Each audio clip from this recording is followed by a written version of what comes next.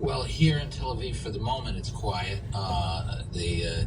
So we're not getting hit by any rocket or missile volleys. But in the south, just about 10, 15 miles south of here, there's now they're saying almost a continuous missile fire and rocket fire coming in from Gaza, as well as Israeli strikes back into Gaza. We don't have yet any indication of a ground invasion, although I'm fairly certain that's coming at some point in the near future, very near future. Now, the north, the second front, is in effect now already a front. And that involves two borders, Syria and Lebanon, and both are hot right now. Hot meaning not just tense, there's gunfire. So this morning we've had dozens of rockets shot into Israel from Lebanon, anti-tank rounds, Kornet anti-tank missiles shot at Israelis, mortar fire.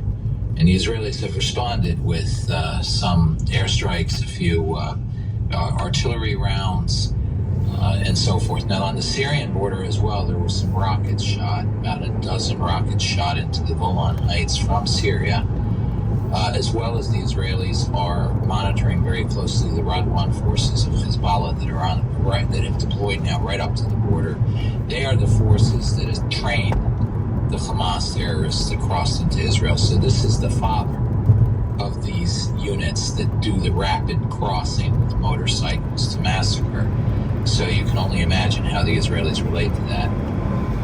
And there's some indications that they've taken up one outpost within the demilitarized zone. There's a no man's land between Israel and Syria, and they are in there, and they have taken up a post. So I think that, with gunfire and so forth, and there's constant gunfire going across the border at this point as well. So in the Golan or in Lebanon or both? So this is now a hot front as well. And what is the role of Iran in all of this? They've, of course, been operating in Lebanon through Hezbollah as well as, I guess, in their own right to some extent, but certainly they've been very much present on the ground in Syria. Is there any indication that they're directly engaging as well? We unfortunately do have some indications. First of all, this war is ordered and bought and paid for and prepared for and armed by Iran. And this war is coming from Tehran. This is not coming locally. So we have to keep that in mind. Now, as far as Gaza goes, there are now 3 videos that show, or 2 videos that seem to appear, it's hard, they're garbled, of some of these atrocity videos you're hearing in the background, Farsi, in some of them, which means that there were probably IRGC officers involved. Said there's a third eyewitness. That would be the Islamic Revolutionary Guard. Yeah, which are Iran.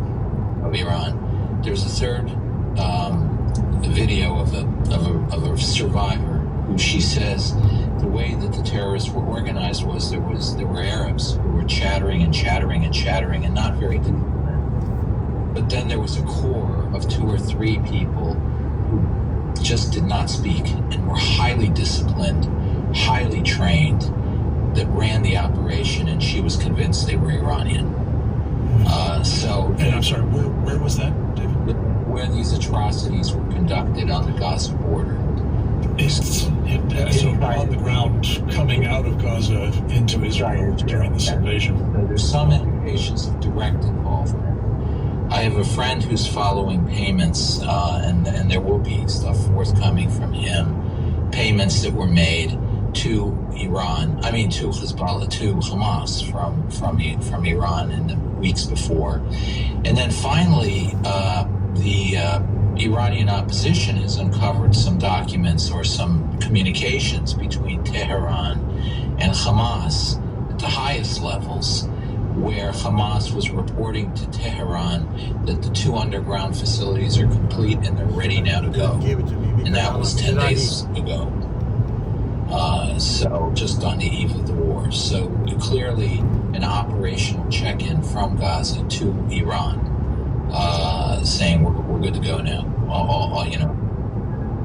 David, of course, a persistent source of debate and consternation is how this invasion from Gaza was launched, seemingly based on extensive preparations, but undetected by either Israeli intelligence, which is formidable, as you know, or our own.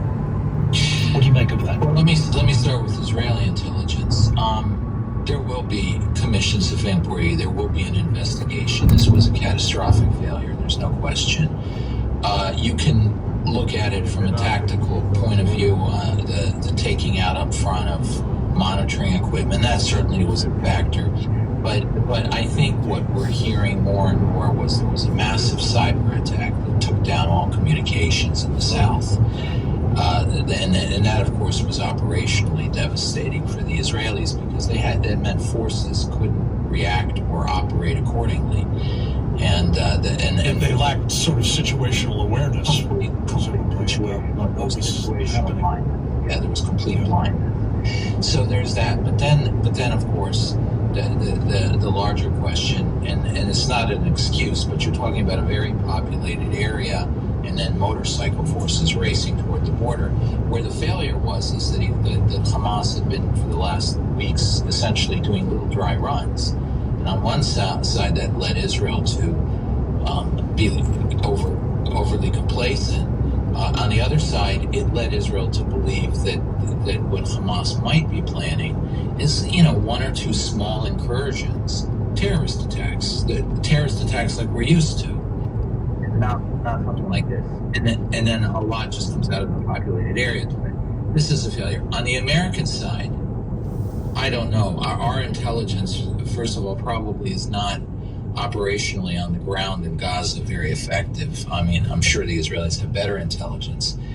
But I really do think we have to ask ourselves whether or not on the analytical level, whether in the DIA's analytical divisions, the CIA's analytical divisions, whether or not there's a clarity of purpose, people who understand who the good guys are and who the bad guys are and interpret the information accordingly. Yeah. David, we have to take a short break. When we come back, I want to visit with you about one other possible contributing factor, and that is, as I heard you talking about with our colleague Carolyn Glick on a wonderful podcast that you did together, I think on